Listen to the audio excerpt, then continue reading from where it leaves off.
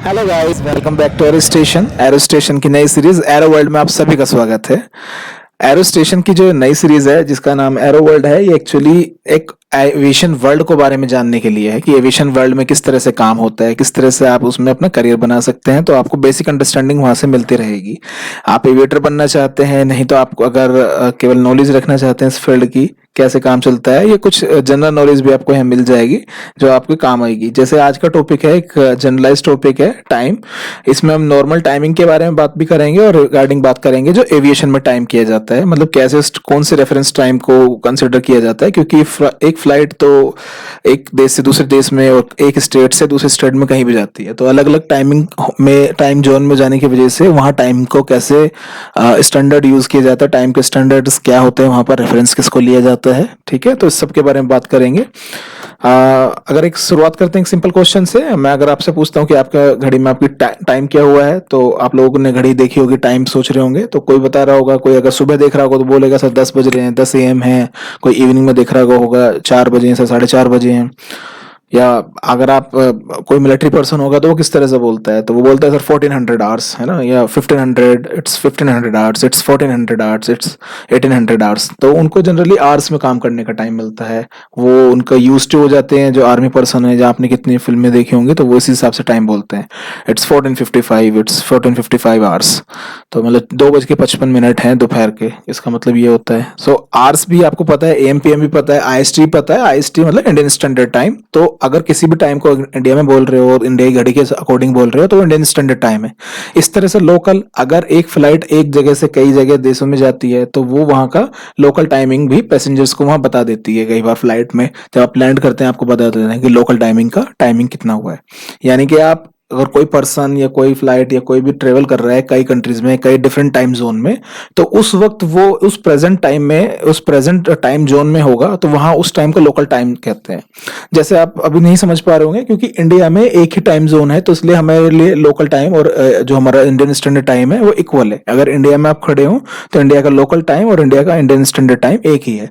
लेकिन कई देश ऐसे हैं जहाँ बहुत सारे टाइम जोन है, जैसे अमेरिका हुआ, जैसे रशिया हुआ। तो रशिया तो इतना वास्ट उसकी ज्योग्राफी है कि मतलब एक एंड से दूसरे एंड तक कई हजार किलोमीटर में फैला है। तो वहां पर क्या होगा कि वहां टाइम जोन बनाए हुए हैं इन्होंने अलग से, शायद 7-8 टाइम जोन है रशिया में। तो एक टाइम से दूसरे टाइम जोन में जाने में कुछ कुछ घंटों का फर्क आता रहता है। तो इसलिए वहां का जो स्टैंडर्ड टाइम है, तो वो जोन के हिसाब से होता है, इसलिए वो लोकल टाइम बोलते हैं। इस लोकल का टाइम उस कितना है। लेकिन इंडिया में, इंडिया का इंडियन स्टैंडर्ड टाइम, और अगर इंडिया में खड़े हैं तो हम कहेंगे हाँ लोकल टाइम भी उतना ही है। इस तरह GMT टाइम होता है, जो ग्रीनविच मीन टाइम है। एक UTC टाइम होता है, एक ज़ूलू टाइम होता है। तो मैं इसके बारे में आपको बताऊंगा और इनके कॉन्सेप्ट भी थोड़ा से क्लियर होते चले जाएंगे। तो आपने सबसे पहले तो टाइम बताया होगा कि AM हो गया, PM हो गया, आवर्स हो गया, IST में बता रहे होंगे कुछ लोग। सो अब ये जेड टाइम क्या होता है। जेड देखो, एविएशन की इंडस्ट्री में जब मैंने आपको पहला एपिसोड बताया था, वहां ABCD बताई थी। तो जेड को बोलते हैं जूलू, तो ना, तो इसको बोलते हैं जूलू टाइम, और ये एविएशन की फील्ड में बहुत ज्यादा इंपॉर्टेंट है। तो जूलू टाइम क्या होता है, कि जूलू टाइम, UTC टाइम और GMT एक ही होते हैं। इसके बारे में जानकारी मिलेगी, और आपको जानकारी मिलेगी कि टाइम का केवल एक कॉन्सेप्ट ही नहीं है, टाइम वैसे भी कितना जरूरी है एविएशन फील्ड में। शुरुआत करते हैं आगे। तो जैसे हमने पहले बताया था कि फ्लाइट्स तो एक कंट्री से दूसरी कंट्री में जाती हैं, तो वहां वो कितनी बार अपनी घड़ियों को सेट करेंगे। इंडिया और इंग्लैंड के बीच में, इंडिया एक कंट्री है आपको पता ही है, और इंग्लैंड एक कंट्री है। तो इंडिया में जो टाइमिंग है वो इंग्लैंड में किसी और कंट्री में नहीं है। तो इंडिया का टाइम जो है वो इंग्लैंड के टाइम से 5.5 घंटे आगे है। हम लोग इंडिया में बैठकर ये टाइम नोट कर रहे हैं, तो हमारा टाइम जो भी है इस वक्त, वो इंग्लैंड से 5.5 घंटे टाइम आगे है। तो यानी कि वहां का टाइम जोन अलग हो गया, यहाँ का टाइम जोन अलग हो गया। इस तरह अगर कोई दिल्ली से लंदन की कोई बंदा फ्लाइट पकड़ता है, तो उसको 9.5 घंटे लगते हैं दिल्ली से लंदन जाने में। यानी कि अगर वो मान के चलते हैं कि दोपहर में 12 बजे उसने फ्लाइट पकड़ी, उसकी फ्लाइट डिपार्ट हुई, और वो लंदन में जाके 9:30 बजे लैंड किया, लेकिन वो वहां पर उसको टाइम क्या दिखाई देगा, कि उस वहां के घड़ियों में टाइम दिखाई देगा कि वहां 4 बजे हैं।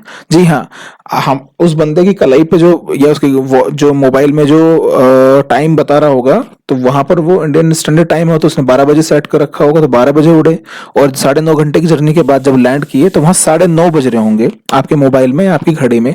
लेकिन जब इंग्लैंड के एयरपोर्ट पर जब उतरेंगे तो वहां आपको उस समय 4 बज रहे होंगे। क्यों? क्योंकि ये 5.5 घंटे इंडिया ऑलरेडी उससे आगे है, तो 9:30 में से 5.5 हटा दिए तो बचेंगे 4। तो इस तरह से आप देख पाएंगे कि वहां पर ऑलरेडी 4.5 घंटे हैं, क्योंकि जो इंडिया में 9:30 का टाइम है वो वहां पर 4 बज रहे होंगे उस वक्त। तो उसके टाइम क्या करते हैं, जैसे लोकल में किसी को काम करना है तो वो क्या करता है, वन लोकल का टाइम को अपनी घड़ी को रिसेट कर लेता है मोबाइल में भी, और अपनी जो वॉच है, रिस्ट वॉच है, उसको भी।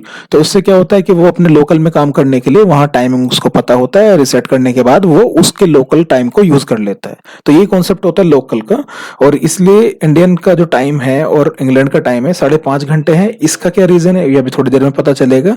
सो टाइमिंग बहुत जरूरी है, क्योंकि एक ही कंट्री में भी कई सारे टाइम हो सकते हैं, और फ्लाइट तो एक टाइम जोन से दूसरे टाइम जोन में जाती है, जैसे मैंने आपको बताया। कई बार ऐसा ही होता है कि इंडिया में 10 बजे आपने फ्लाइट पकड़ी, किसी देश गए तो वहां पर भी हो सकता है आपको टाइम 10 बजे मिले, और हो सकता है आपकी 2 घंटे की जर्नी हो। आप सोचोगे टाइम कहाँ चला गया, वो इसी वजह से क्योंकि इंडिया उस कंट्री से 2 घंटे आगे 2 घंटे पीछे होगा, 2 घंटे आगे ही होगा मतलब।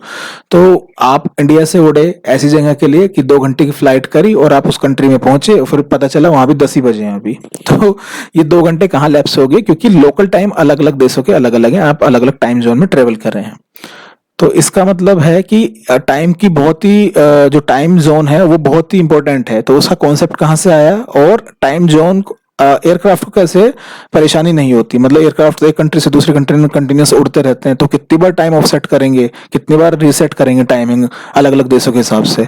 तो इस वजह से वहां क्या कर लिया उन लोगों ने, एक स्टैंडर्ड टाइम बना लिया। इसलिए हमें पूछा है कि लेकिन वो स्टैंडर्ड टाइम क्या होना चाहिए, है ना। What time to be consider the best time in aviation, मतलब इंडिया का टाइम रखें हम लोग, तो कहेंगे कि भाई इंडिया का जो टाइम है 5.5 घंटा जो लंदन से आ गया है वही वाला टाइम रेफरेंस होना चाहिए, या फिर जो स्पेसिफिक टाइम है मतलब लंदन का या फिर यूएस का या ब्राजील का या अर्जेंटीना का, चाइना का, तो किसको माना जाए। तो उसके लिए कंसेप्ट समझना पड़ेगा टाइम जोन का, और टाइम जोन में किस तरह डिवीजन हुआ है, जो अलग अलग कंट्री अलग अलग टाइम फॉलो करती हैं। वो एक सिंपल सा कॉन्सेप्ट है, वो आपको normal day to day life में भी काम आ जाएगा, मतलब आपके नॉर्मल नॉलेज में, आपके एग्जाम्स के लिए भी काम आएगा, और प्लस साथ के साथ उससे एविएशन वाला आपका कॉन्सेप्ट भी क्लियर हो जाएगा। अभी थोड़ी देर पहले मैंने जीएमटी और यूटीसी लास्ट स्लाइड में आपको दिखाया था, जीएमटी, यूटीसी या जुलू। जनरली तीनों एक ही टाइम है, बट थोड़ा सा डिफरेंस है इसमें, वो मैं समझा देता हूँ क्या है। और यही टाइम ये तीनों ही टाइम हम एविएशन फील्ड में यूज कर रहे हैं, और ये तीनों इक्वल ही हैं, मतलब तीनों एक ही टाइम है, बट इनका मीनिंग अलग अलग है। अगर हम रेफरेंस मतलब अलग अलग है, मैं बताता हूँ आपको कैसे।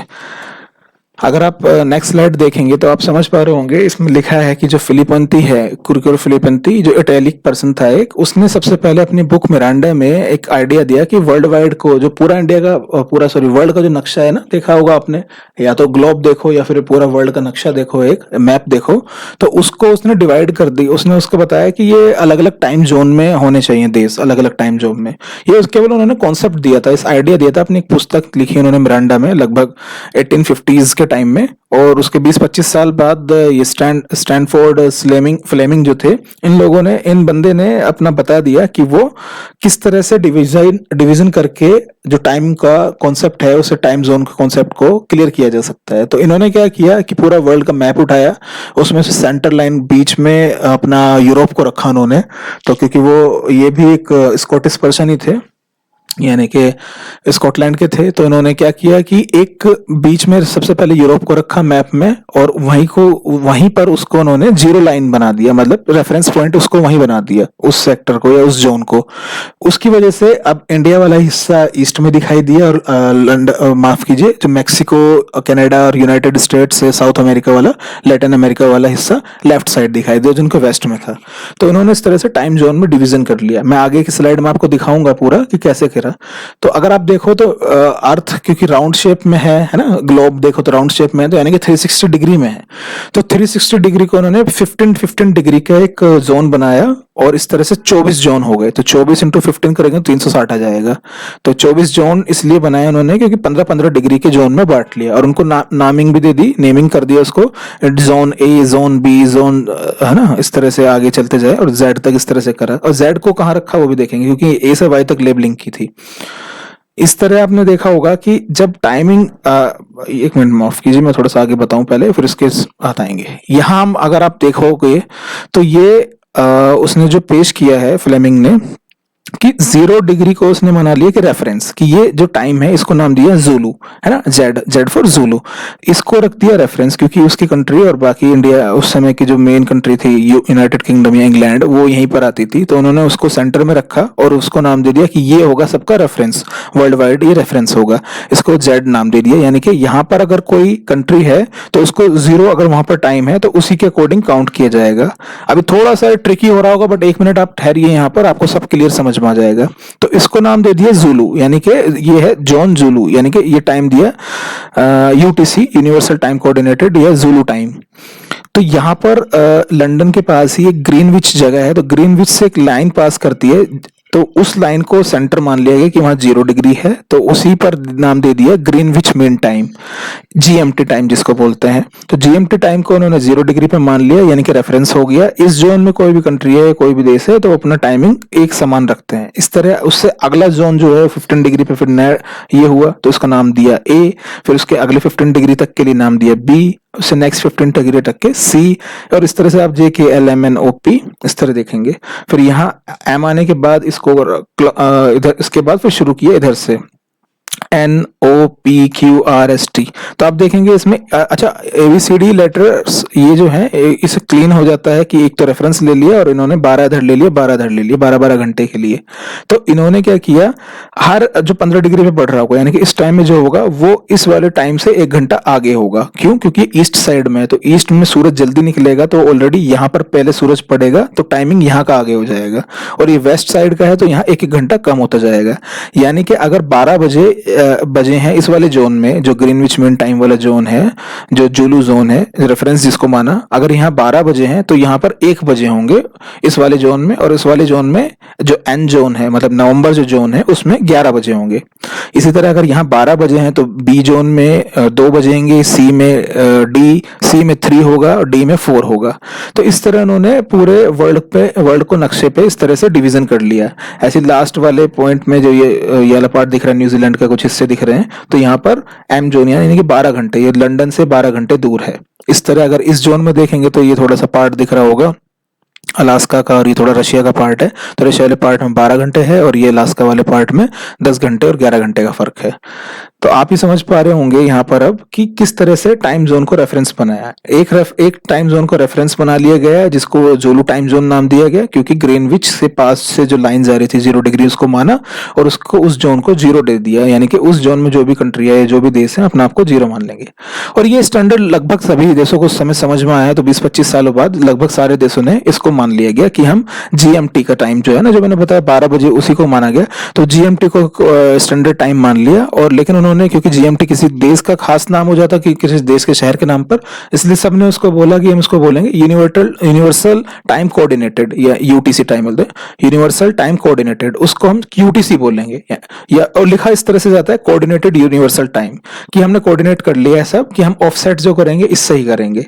यानी कि अगर हम जोन डी में हैं, जैसे जोन डी में आपको दिख रहा होगा, ये कंट्री है ईरान है, ये ईरान दिख रहा होगा, तो ईरान का जो टाइमिंग होगा वो जोलू जो है देश, जोलू जोन है, उससे 4 घंटा आ गया, तो ईरान का टाइम 4 घंटे, ईरान का जो टाइम है यहाँ 4 घंटे एडिशन हो जाएगा, +4, क्योंकि ईस्ट में है। इसी तरह अगर यहाँ देखेंगे तो ब्राजील का पोर्शन है, ये अर्जेंटीना का पोर्शन है, तो अर्जेंटीना पड़ेगा इसमें आर में और क्यू में, तो ये वाले पॉइंट में टाइम होगा 4 घंटा माइनस, यानी कि अगर यहाँ 12 बजे हैं तो 12 में से 4 घटा दो, तो यानी कि यहाँ 8 बजे का टाइम होगा, मॉर्निंग का या फिर इवनिंग का। इस हिसाब से हम चेक कर सकते हैं। तो ये अब आपको समझ में आएगा किस तरह से 15-15 डिग्री के जोन्स बना दिए गए हैं, जिससे क्या हुआ कि टाइम को 24 घंटे को बांट दिया गया। अब अगर इंडिया का देखें तो इंडिया का टाइम क्या है, अगर आप मैं इस वाले मैप में देखें तो इंडिया कौन से जोन में आता है, अगर आप देखोगे तो इंडिया ई और एफ में आता है। इंडिया का आधा पार्ट ई में आ रहा है और आधा पार्ट ये नॉर्थ ईस्ट वाला, कुछ वेस्ट बंगाल वाला पार्ट, ये एफ में आता है। तो इंडिया के टाइम को इसलिए ईएफ भी बोलते हैं इंडिया के टाइम को। जैसे हमने बोला आईएसटी टाइम, तो जनरली जो आर्मी पर्सन है वो इकोफॉक्स भी बोल देते हैं। जो वर्ल्ड वाइड यूज जाते आते जाते रहते हैं ना, तो वो वहीं पर टाइमिंग इस तरह से बोलते हैं ताकि लोगों को समझ में आए। अगर इंडिया का टाइम उनको पता है ना, तो बोलते थे इकोफॉक्स टाइम, क्योंकि इको और फोक्स हमने बताया था एबीसीडी में। ई को इको बोलते हैं, एफ को फोक्सट्रोट, तो इंडियन टाइम को इकोफॉक्स टाइम भी बोल दिया जाता है। लेकिन इंडिया में एक ही टाइम चलता है और यहाँ हम दो दो जोन में हैं, ऐसा कैसे? तो इंडिया का टाइमिंग क्या है, वो 5.5 घंटे ही हम पीछे क्यों एग्जैक्ट? तो देखो, इंडिया ने जो अपना माना कि हम जो अपना टाइम का रेफरेंस मानेंगे इस लाइन पे मानेंगे 82.5। ये आपने सब में अपना जो स्कूल की बुक्स हैं या फिर एग्जामिनेशन के जो प्रिपरेशन कर रहे होंगे उन लोगों ने पढ़ा ही होगा कि इंडिया का जो प्राइम मेरिडियन स्टैंडर्ड मेरिडियन है वो 82.5 है। तो स्टैंडर्ड मेरिडियन से ही हमने बताया कि ये इस लॉन्जिट्यूड पे जो लाइन जा रही है ये इंडिया का स्टैंडर्ड है और हम अपना टाइम इसी के अकॉर्डिंग कैलकुलेट करेंगे। तो 82.5 ही इंडिया ने क्यों लिया, इसका एक रीजन है, सबको पता होगा। इसकी वजह से अगर 82.5, क्योंकि 1 डिग्री में 4 मिनट आते हैं, 1 डिग्री में 4 मिनट आते हैं, तो 82.5 में अगर 4 से मल्टीप्लाई कर दे, क्योंकि डिग्री हम इतना डिग्री आगे हैं 0 डिग्री वाले टाइम से, इतना डिग्री आगे हैं 82.5 पे, अगर से 4 से मल्टीप्लाई करें तो आता है 330। तो इतने मिनट्स आगे हैं। अगर उसको कन्वर्ट कर लें मिनट्स को आवर्स में तो हो जाएगा 300 के लिए आ जाएगा 5 आवर्स और 30 मिनट्स और पड़े हैं। तो इसलिए हम 5.5 घंटा 3 मिनट जो जूलू टाइम है उससे आगे हैं। और जूलू कहाँ का टाइम है? इंग्लैंड का टाइम है, इंग्लैंड वाले जोन का टाइम है। इसलिए इंग्लैंड से यानी कि लंदन से हम लोग 5.5 घंटा आगे हैं, क्योंकि हमारे यहाँ सूरज जल्दी निकलता है तो हमारे यहाँ होते हुए फिर बाद में उनके यहाँ जाता है, इसलिए हम लोग उनसे आधा घंटा आगे हैं इंडियन जो स्टैंडर्ड है। अब बहुत सारे लोगों का क्वेश्चन ये होगा कि हमने 82.5 ही क्यों लिया, रादर देन इसको 80 ले लेते या फिर 90 डिग्री का लॉन्जिट्यूड है इसे क्यों नहीं लिया? इंडिया अगर देखा तो सेंट्रल लाइन लगभग यहाँ से जाना चाहिए, मेन पार्ट यहाँ पर इंडिया का, तो यहाँ पर 75 या 80 क्यों नहीं लिया? तो उसका एक रीजन है, ज्यादा लोगों को नहीं पता, बट आपको नेक्स्ट स्लाइड में पता चल जाएगा। देखो, इंडिया का जो विस्तार हुआ है, जो कॉन्फ़िगरेशन है इंडिया की, अगर मैप आपने किसी ने ठीक से उठा कर देखा होगा तो जो वेस्ट साइड में 68 डिग्री पर जाता है और जो ईस्ट साइड में 87 डिग्री ईस्ट पर जाता है, सॉरी 97 डिग्री ईस्ट पे। तो 68.7 ईस्ट और 97.25 ईस्ट, ये इंडिया का जो साइज है, मतलब इंडिया इस लॉन्जिट्यूड के बीच में आता है। तो इसकी वजह से क्या हुआ कि इंडिया ने क्या करा, इन दोनों का एवरेज निकाल लिया, 68 प्लस 97/2 82.5। तो इसलिए इंडिया में ये 82.5 की लाइन को स्टैंडर्ड मेरिडियन ऑफ इंडिया बोल दिया, यानी कि 82.5 वाली लाइन को इंडिया का स्टैंडर्ड टाइम इससे काउंट किया जाएगा। और 82.5 को अगर 4 से मल्टीप्लाई करें, क्योंकि 1 डिग्री में 4 मिनट होते हैं, तो 330 डिग्री आ जाता है, 330 मिनट आ जाता है। और 330 मिनट को आवर्स में कन्वर्ट करेंगे तो 5.5 घंटे आ जाएगा। इसलिए जो रेफरेंस टाइम है यानी ग्रीनविच मीन टाइम है, उससे हम लोग 5.5 घंटा आगे हो जाते हैं। अब आपको पूरा कॉन्सेप्ट समझ में आ रहा होगा। इसलिए इस टाइम को ज़ुलू टाइम भी बोल देते हैं या फिर जीएमटी टाइम, तो ये लोग बोलते हैं लंदन वाले। और हम लोग क्या बोलते हैं वर्ल्ड वाइड, क्या बोलते हैं एविएशन में या फिर दूसरी जगह, उसको बोलते हैं यूटीसी टाइम, क्योंकि हमने मान लिया कि इस टाइम जोन को 0 डिग्री मान लेते हैं और इस तरह पूरे वर्ल्ड में टाइम जोन को कैलकुलेट कर लिया जाएगा। तो इस टाइम को ज़ुलू, क्योंकि ज़ुलू उस जोन का नाम है तो इसलिए ज़ुलू टाइम बोल देते हैं। यहाँ अगर आप लंदन में खड़े हैं तो वो लोग उसको जीएमटी बोलते हैं, क्योंकि जैसे इंडिया का 82.5 है ना, वहाँ उनका ग्रीनविच शहर के पास से जो जाता है, तो ग्रीनविच लंदन के पास एक टाउन है तो उससे होके जाता है, इसलिए उसको ग्रीनविच मीन टाइम बोलते हैं। और इंडिया में जो 82.5 लाइन जाती है ये नैनीताल, सॉरी माफ कीजिए, ये नैनी एक जगह है इलाहाबाद के पास, इसका नाम प्रयागराज हो चुका है। तो प्रयागराज के पास नैनी एक जगह है, वहां से होके जाती है। तो इंडिया में 82.5 डिग्री को अपना स्टैंडर्ड मेरिडियन माना। तो आप समझ पा रहे होंगे इंडिया का 82.5 डिग्री होने की वजह से जो इकोफॉक्स में हम पढ़ रहे हैं, हमने अपना टाइम इस तरह माना। पाकिस्तान हमसे आधा घंटा क्या रहेगा, पीछे रहेगा। जी हाँ, क्योंकि हम ऑलरेडी ईएफ में हैं, तो हम लोगों का टाइम जो चल रहा है, अगर हमारे यहाँ 12 बजे हैं तो वहाँ 11:30 होता है। और बांग्लादेश हमसे आगे है, क्योंकि बांग्लादेश हमारे ईस्ट में है। तो बांग्लादेश में अगर इंडिया में 12 बजे हैं तो पाकिस्तान में 11:30 होंगे, और जो बांग्लादेश है वहां पर 12:30 हो रहे होंगे, क्योंकि वो हमसे ऑलरेडी आधा घंटा आगे है। तो आप ये समझ पा रहे होंगे इस चीज को। तो यहाँ आप कॉन्सेप्ट नजर आ गया आपको कि इंडिया का मेरिडियन पता चल गया, 82.5 हो गया। और वहां अच्छा, एक चीज मैं और बता दूं, यहाँ पर जो आपने आपने ABCD देखी होगी, इसमें एक कैच ये भी है क्योंकि ABCD में 26 लेटर होते हैं, तो एक से हमने सारे लेटर्स को यूज किया, एक से लेके ए से लेके जेड तक, बट ये तो 25 हो गए, तो एक लेटर तो कोई ना कोई मिसिंग होगा। एक को तुमने जुलू को ने 24 डिग्री होने की वजह 24 आवर्स की वजह से इसमें हमने एक को तो जुलू को तो रेफरेंस ले लिया, तो इसका कोई मतलब नहीं है। 12 इधर हुआ, 12 घंटे इधर हो गया, तो 12 घंटे ये, 12 घंटे और एक ये, तो 25 हो गया। तो 26 लेटर कौन सा मिसिंग है, आप मुझे कमेंट सेक्शन बताइए कि इसमें से कौन सा एक लेटर मिसिंग है जिसके नाम पर किसी भी जोन को नहीं रखा गया है। आप देख पाएंगे इस, ये आपको देख के ही समझ में आ जाएगा, कोई काउंट करे तो मुझे कमेंट सेक्शन में बताइए कि किस लेटर के नाम पर किसी भी जोन को असाइन नहीं किया गया है। अब बात करते हैं, अपना रिटर्न करते हैं टॉपिक पर, आते हैं कि इंडिया में, माफ कीजिए, एविएशन में टाइम की क्या इंपॉर्टेंस है। देखिए मैंने आपकी जैसे बताया कि एविएशन फील्ड में एक फ्लाइट दूसरी फ्लाइट, एक फ्लाइट कई कई देशों में जा रही है, तो वो कितनी बार अपनी घड़ी को बार बार रिसेट करेगी। तो इस तरह से एक कॉन्सेप्ट आया यूटीसी का, सबने मान लिया कि ग्रीनविच मीन टाइम जो है उसको यूनिवर्सल कोऑर्डिनेटेड टाइम बोल देते हैं, और वहां का जो टाइम है सब उसी के हिसाब से अपना टाइमिंग बताएंगे।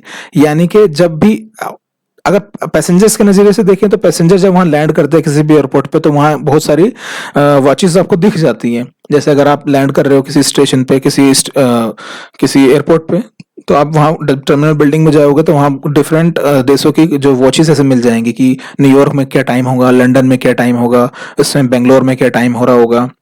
तो देखो यहाँ देखो, आप देख पाओगे तो 2:05 है, इस तरह से यहाँ 9:25 हो रहे हैं, तो आप समझ पा रहे होंगे 5.5 घंटे का गैप हो रहा है यहाँ पर। तो इंडियन टाइम और लंदन टाइम में 5.5 घंटे का डिफरेंस है। ऐसे दुबई टाइम यहाँ देख सकते हैं, दुबई और इसमें कितना डिग्री का फर्क है ये भी आप बता सकते हैं। हांगकॉन्ग का टाइम यानी कि चाइना का टाइमिंग क्या है, ये पुराना है। जनरली पहले ये वॉचेस यूज किए जाते हैं, आज भी स्टेशन पे कई सारे एयरपोर्ट पे यूज किए जाते हैं, बट आज डिजिटल वॉच का जमाना है, डिजिटल का जमाना है, तो इस तरह डिजिटल डिस्प्ले लगे होते हैं, क्योंकि इसका फायदा ये हो जाता है कि एक ही डिस्प्ले पर कई बार आप डिफरेंट सिटीज के टाइम बता सकते हैं। अदरवाइज कितने शहरों की घड़ियां लगाएंगे, लेकिन यहाँ एक बार ये फ्लैश कर रहे हैं, अगली बार हो सकता है दूसरी सिटी का फ्लैश करे, तो ये बार बार आपको टाइमिंग दिखते रहते हैं। जैसे लॉस एंजल्स में 1:56 है और न्यूयॉर्क में 4:56 है। देखिए ये इसका रेफरेंस ऐसा क्यों लिया गया, लॉस एंजल्स जो एक समझिए इंडिया का मुंबई, जो इंडिया के जैसे इंडिया का मुंबई जो है इंडिया के वेस्ट साइड में है, बिल्कुल वेस्ट साइड में है, ऐसी अमेरिका का जो लॉस एंजल्स है वो अमेरिका के वेस्ट साइड में है, और न्यूयॉर्क अमेरिका के ईस्ट साइड में है। यानी कि आप समझ पा रहे होंगे अमेरिका के अंदर अंदर ट्रेवल करने में 4 घंटे का फर्क हो जाता है, और लेकिन इंडिया में एक ही टाइम चलता है। ये इंडिया का अगर आप मुंबई मानो कि वेस्ट साइड मुंबई है, और ये अगर कोलकाता मानो तो इंडिया में जिस समय अगर 1:56 मुंबई में हो रहेंगे तो वहां भी 1:56 कोलकाता में हो रहे होंगे, क्योंकि इंडिया में टाइम जोन एक ही है, लेकिन वहां पर डिफरेंट टाइम जोन है, क्योंकि उनका आकार, उनके देश का आकार और ज्योग्राफी और एरिया हमारे से बड़ा है, तो उन लोगों ने अपना डिवीजन इस अकॉर्डिंग किया है। इस तरह आप देख पा रहे होंगे लंदन का टाइम 9:56 है, फ्रैंकफर्ट यानी कि जर्मनी में टाइम 10:56 है, ऐसे जोहानिसबर्ग ये साउथ अफ्रीका में है तो उसका टाइम 10:56 है। तो आप समझ पा रहे होंगे कि इस तरह घड़ियां वहां लगी रहती हैं। आपका पैसेंजर्स जो एक कंट्री से दूसरे कंट्री फ्लाई कर रहा होता है, वहां जाके अपनी जो पहले के टाइम में क्या करते थे, अपने मोबाइल की वॉच को और अपने घड़ी के वॉच को उसके अकॉर्डिंग रिसेट कर लेते ताकि उन्हें लोकल में टाइमिंग में परेशानी ना हो। अभी क्या हो गया है, एक चीज और, जब ये तो वो हो गया टाइम जो पैसेंजर्स के लिए था, लेकिन जो एविएशन फील्ड में जो टेक्निकल कोर काम कर रहे हैं, एटीसी हैं या फ्लाइट क्रू मेंबर है, पायलट उड़ा रहा है या ग्राउंड का स्टाफ है जो काम कर रहा है, वो अपना टाइम सारा नोट करता है यूटीसी टाइम में, जिसको हमने ग्रीनविच मीन टाइम बताया या जुलू टाइम बताया। जुलू का मतलब समझ गए होंगे, क्योंकि उस जोन में पढ़ने की वजह से उसको जुलू टाइम बोलते हैं। तो ये टाइम बहुत जरूरी है उनके लिए जो एविएशन फील्ड में टेक्निकल वर्क कर रहे हैं, क्योंकि ये एक एटीसी, सपोज दिल्ली का एक एटीसी है, तो दिल्ली में तो लगभग पूरे वर्ल्ड से फ्लाइट आ रही हैं, तो वो किस किस देशों के टाइम को नोट करेगा यहाँ और इंडियन टाइम में स्टैंडर्ड में रिसेट करेगा, या फ्लाइट वालों के लिए भी इस तरह पायलट के लिए भी मुश्किल हो जाएगा। बार बार अगर लंदन से यहाँ आ रही है फ्लाइट, तो पहले लंदन, फिर फ्रैंकफर्ट, और फिर पोलैंड का, और फिर उसके बाद यूक्रेन और टर्की का, फिर ईरान और गल्फ का टाइम सेट करता करता पाकिस्तान का सेट करेगा टाइम, और फिर इंडिया में पहुंचेगा, तो बहुत मुश्किल हो जाएगा। इसलिए पूरे एविएशन वर्ल्ड में लोग यूटीसी टाइम को फॉलो करते हैं, और इस तरह से वहां घड़ी होती है उन सब लोगों के पास, और वो आवर्स, मिनट और इवन सेकंड्स तक को भी कई बार नोट करते हैं, चाहे वो एटीसी हो, पायलट हो, बहुत जरूरी है, क्योंकि एक एक सेकंड की बहुत ज्यादा वैल्यू है। अगर आप आगे देखें तो इतना टाइम क्यों इम्पोर्टेंट है, इतना क्रूशियल क्यों है। तो जो ग्राउंड स्टाफ होता है, जैसे सपोज करो दिल्ली से मुंबई फ्लाइट आई, मुंबई में वो आके लैंड करी, लेकिन वो मुंबई के लैंड करने के बाद पैसेंजर को ड्रॉप करेगी और उसके बाद फिर से रेडी हो रही होगी किसी और स्टेशन पे जाने के लिए। सपोज करो उसको बैंगलोर जाना है, कोलकाता जाना है, गुवाहाटी जाना है, जबलपुर जाना है, या फिर देहरादून जाना है, कहीं भी। तो वो फ्लाइट क्या करेगी, वहां आएगी, दिल्ली से मुंबई आई, लैंड करी, तो ग्राउंड स्टाफ बहुत तेजी से काम करता है, पहले पैसेंजर्स को खाली करा लेता है वो, फिर उसकी साफ सफाई करता है, ठीक है। उसमें जो फिर पैसेंजर की बोर्डिंग स्टार्ट होती है, साथ के साथ उसमें खाने पीने की व्यवस्था, जो अगर शिफ्ट किसी की चेंज हो रही है, फ्लाइट मेंबर्स की, जो फ्लाइट क्रू है, तो वो सब भी होता है। तो वो इतना काम उनको 30-35 मिनट, इवन 40 मिनट्स में कंप्लीट करना होता है। अगर वो एक एक 2-2 3-3 मिनट भी बचाएं तो उनकी बहुत वैल्यू होती है, क्योंकि बड़े स्टेशन पे क्या होता है कि बहुत सारे एयरक्राफ्ट लाइन में लगे होते हैं जाने के लिए, आने जाने के लिए, अपनी नंबरिंग को फॉलो करते हैं, अपनी क्यू को फॉलो करते हैं। तो इस लाइन में बचने के लिए एक एक 2-2 मिनट बचाना भी उनके लिए बहुत जरूरी होता है। और इसलिए ग्राउंड स्टाफ को, खासकर इंडिगो जैसी एयरलाइंस तो अपने आप में इस मामले में बहुत ज्यादा अप्रिशिएट करती है, बहुत ज्यादा अप्रिशिएशन मिलता है उसको, कि वो ग्राउंड का टाइम बहुत तेजी से बचाते हुए जब 5-5 मिनट हर एयरपोर्ट पर बचा रही है, इस तरह से अगर दिन भर में 30 मिनट बचा लिए तो किसी और एयरपोर्ट पर भी फ्लाइट चला सकते हैं। तो ये उनके लिए, ग्राउंड टीम के लिए बहुत ज़रूरी है, जो उसमें रिफ्यूलिंग करते हैं, जो उसमें खाना पीना भरते हैं, बैगेज लोड करते हैं, पैसेंजर्स को लोड करते हैं, पैसेंजर को डीबोर्ड कराते हैं, साफ सफाई करते हैं, मेंटेनेंस करते हैं छोटा मोटा। तो आप देख रहे होंगे, तो उनके लिए 5 मिनट या 2 मिनट भी बहुत ज़्यादा ज़रूरी है। इस तरह से ही एयर ट्रैफिक कंट्रोलर्स जो होते हैं वो पूरे एक एक सेकंड पर नोटिस करते हैं, और क्योंकि एयर स्पेस उनके हाथ में है, तो उनको देखना है कि रनवे पे जो जहाज लैंड कर रहा है तो उसके वो खाली कर देगा कि नहीं, ताकि दूसरे जहाज को डिपार्चर कराना है या फिर दूसरे उसके पीछे आने वाले अराइवल को लैंड कराना है। तो इवन वो सेकंड्स तक में भी वो लोग अपने डिसीजंस लेते हैं कि 30 सेकंड में जहाज लैंड करके रनवे खाली कर देगा या नहीं, क्योंकि उसके बाद जहाज बिल्कुल रेडी होगा दूसरा, जो एकदम टेक ऑफ करने के लिए होगा। उसके बाद लैंड करेगा एक जहाज, उसको खाली कराएंगे रनवे को, दूसरे जहाज को एकदम रनवे पे एंट्री कराएंगे, और तीसरी तरफ से पीछे से एक और जहाज आ रहा होगा, इधर ये जहाज टेक ऑफ करेगा और उसके पीछे दूसरा जहाज आके लैंड कर रहा होगा। तो इतना क्रूशल टाइमिंग और एक एक सेकंड्स को वो लोग मॉनिटर करते हैं, और इसलिए ये जरूरी है कि टाइमिंग सब जगह इक्वलेंट हो, कोई भी इसमें ज्यादा क्या कहते हैं एम्बिग्युइटी ना हो। तो इसलिए पूरे world wide UTC time aviation में फॉलो करते हैं। अब पायलट की नज़र से देखें तो उनका मैंने पॉइंट ऑफ व्यू बताया ही आपको, कि एक कंट्री से दूसरी कंट्री जाते रहते हैं, कितनी बार वो अपने टाइम को रिसेट करेंगे घड़ियों में। तो इसलिए वो यूटीसी टाइम फॉलो करते हैं। इसके साथ साथ वो कोशिश करते हैं कि जैसे दिल्ली से मुंबई किसी ने रूट फाइल किया है, तो दिल्ली और मुंबई के रूट ऐसा तो नहीं है कि सीधा स्ट्रेट लाइन में होगा, हवा में भी ऊपर भी, जैसे नीचे हमारे एनएच होते हैं, नेशनल हाईवेज होते हैं, या रेलवे लाइन के होते हैं, या वाटरवेज आपने सुना होगा, ऐसे ऊपर हवा में भी उसको बोलते हैं एयर रूट्स होते हैं। किसी और टॉपिक में हम जरूर बताएंगे कि एयर रूट्स कैसे होते हैं, कैसे काम करते हैं, हवाई जहाज हवा में किस रूट को कैसे जाते हैं, कैसे फॉलो करते हैं अपने रूट को। तो उस रूट पे जाएंगे तो हो सकता है रूट थोड़ा लंबा हो, जिस तरह कहते हैं ना कि ये अला दिल्ली का बाईपास है या फिर ये है, तो वो लंबा हो जाता है रूट। तो कई बार होता है कि जहाज, अगर पायलट क्या करते हैं, कोशिश करते हैं कि एटीसी से परमिशन लेते हैं, रिक्वेस्ट करते हैं कि अगर उनको डायरेक्ट मिल जाए, मतलब कि पूरा सेक्टर तो नहीं, मैं दिल्ली मुंबई डायरेक्ट तो नहीं, लेकिन बीच में कोई रास्ता हो जो कर्व का रास्ता हो, अगर कोई ट्रैफिक नहीं है या कुछ इशू नहीं है, तो वो डायरेक्ट रिक्वेस्ट करते हैं पायलट से, एटीसी से। और हो सकता है एटीसी अगर कोई ट्रैफिक नहीं हो और कोई इशू नहीं है तो वो भी उनको क्लियर कर देता है। तो उससे वो बहुत सारा फ्यूल बचाते हैं। एयर पायलट्स जो होते हैं, उस फ्यूल ही जो मेन है, जो सबसे ज्यादा खर्च का काम है एविएशन फील्ड में, एयरलाइंस को चलाने के लिए फ्यूल 50% लगभग लायबिलिटी फ्यूल की होती है। यानी कि एक एयरलाइंस चलाने में सबसे ज्यादा जो मेन एक्सपेंडिचर है फ्यूल का होता है। इसलिए पायलट ये कोशिश करते हैं फ्यूल बचाएं, डायरेक्ट रिक्वेस्ट करें, डायरेक्ट रूटिंग ले। इसके साथ साथ वो सपोज करो अगर एक स्टेशन से दूसरे स्टेशन पे जा रहे हैं तो वहां एक फ्लाइट तो नहीं होगी, उनकी नंबरिंग होती है, एक एक करके एटीसी अप्रूव करते हैं कि नंबर 1 है आप, नंबर 2 है, नंबर 3 है। इस तरह अगर वो डायरेक्ट रूटिंग लेते हैं तो हो सकता है कोई फ्लाइट 10 मिनट जल्दी आए, तो हो सकता है वो 3 नंबर पहले हो जाए, तो वो जल्दी भी लैंड करेगी। तो इससे जो पायलट को तो फायदा होगा, जल्दी लैंड करा पाएगा, खासकर जो उसमें बैठे हुए पैसेंजर्स हैं, यात्री हैं, उन लोगों को भी फायदा होगा, वो टाइम से या फिर जल्दी कई बार एयरपोर्ट पे पहुंच जाते हैं। एक बार मैं भी ट्रेवल कर रहा था दिल्ली से पूना के लिए, तो 2 घंटे का रन था, बट मैं 1 घंटा 25 मिनट में मेरी फ्लाइट लैंड की। तो उसके बाद मैंने समझने की कोशिश करी वहाँ ये चीज़ें कैसे होती हैं। तो वो इवनिंग की फ्लाइट थी और थोड़ा वेदर भी अच्छा था, शायद इस वजह से, और हो सकता है डायरेक्ट रूटिंग उस समय मिली हो। तो आप देख रहे होंगे कि इस तरह से भी फायदा हो जाता है। अब आप यहाँ टाइम और एक चीज और देख पा रहे होंगे, जैसे आप कोई भी न्यूज पढ़ते हैं, जैसे ना मैं बहुत टाइम पहले एक न्यूज पढ़ी थी, या कि अभी जैसे एक रिसेंटली जनवरी में जो इंसिडेंट हुआ, जो मैंने लास्ट अपना एपिसोड में भी जिसके बारे में बात करी थी, जो ATR एयरक्राफ्ट था येती एयरलाइंस का, वो किस तरह क्रैश हुआ, पायलट की गलती थी। तो आप उसमें वीडियो में देख सकते हैं क्या हुआ था, लास्ट वीडियो जो मैंने अपलोड की थी एरो वर्ल्ड की। और तो वहां पर क्या होता है कि जब भी न्यूज आती है उन्होंने एग्जैक्ट टाइम लिखते हैं कि इतने बजकर इतने मिनट पर ये एक्सीडेंट हुआ या ये इंसिडेंट हुआ एयर एविएशन के फील्ड में। इसका मतलब है वहां जो रिकॉर्ड है वो एक तो यूनिवर्सल टाइम जो है, मतलब UTC टाइम जो है उसमें नोट किया जाता है सारा, ये हमने बताई दिया, उसी का यूज किया जाता है। प्लस वो स्पेसिफिकली सारी चीजों को नोट करके रखा जाता है। जैसे आप जैसे संजय गांधी की, जो इंदिरा गांधी जी हमारे प्राइम मिनिस्टर थे, उनके लड़के की डेथ हुई थी। एक दिल्ली में दिल्ली फ्लाइंग क्लब का एक प्लेन चलाते वो क्रैश हो गया था। तो अगर आप कहीं न्यूज में सर्च मारें या कुछ भी सर्च मारें तो आपको मिल जाएगा इतने बजकर इतने मिनट पर ये जहाज क्रैश हुआ, या इतने बजकर इतने मिनट पर मलेशियन एयर जो एयरलाइंस था उसका MS-370 8 मार्च 2014 को लास्ट कॉल उसने इतने बजे दी थी। यानी कि वो सब चीज को रिकॉर्ड भी रखना होता है। वो ATC रिकॉर्ड रखते हैं और पायलट भी अपने पास ही रिकॉर्ड करके रखते हैं, किस समय लैंड हुए, कहाँ क्या चीज देखी, क्या चीज नोट किया उन्होंने पायलट ने। और इस तरह से एयरलाइंस जो एयर ट्रैफिक कंट्रोलर किस समय जहाज लैंड हुआ, किस समय स्टार्ट हुआ एयरक्राफ्ट, किस समय उसने डिपार्चर हुआ, मतलब टेक ऑफ किस समय किया, इस तरह के सारे टाइम, या किस तरह कोई भी अनयूजुअल इवेंट है उसका टाइम वो लोग नोट करते हैं।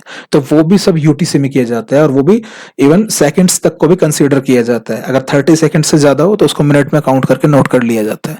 तो आप देख पा रहे होंगे टाइम का रेलेवेंस कितना है एविएशन फील्ड में। ठीक है। और जैसे मैंने लिखा भी है, time is the keyword in Indian, माफ कीजिए, एविएशन इंडस्ट्री बिजनेस मॉडल।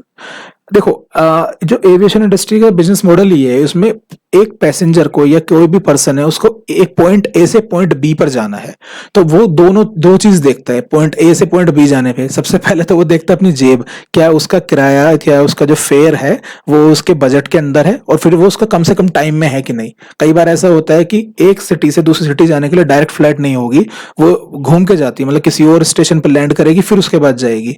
तो ऐसे केसेस में क्या होगा, हो सकता है पैसे वो कम हो उस सेक्टर पर, लेकिन हो जाएगा टाइम बहुत ज्यादा हो जाएगा, और पर्पज हवाई जहाज से यात्रा करने का खत्म हो जाएगा। हवाई जहाज से आप यात्रा करते हैं ताकि आप टाइम बचा सकें। ठीक है। तो ये इसका बिजनेस मॉडल भी टाइम के इर्द गिर्द ही है, तो इसलिए टाइम को वहां वो बहुत ज्यादा वैल्यू किया जाता है। तो आपको बताना है कैसा लगा ये वीडियो, टाइम के बारे में नए नए कॉन्सेप्ट जान के कैसा अच्छा लगा आपको, टाइम का जो टाइम जोन के बारे में आपको पता चला है, प्लस उसमें कौन सा मिसिंग एलिमेंट है वो आप मुझे बताइए। कोई और डाउट है related to time, related to aviation world, तो आप पूछ सकते हैं। बने रहें एरो वर्ल्ड के साथ, एरो स्टेशन के साथ। और इसी के साथ साथ बाय बाय, टेक केयर।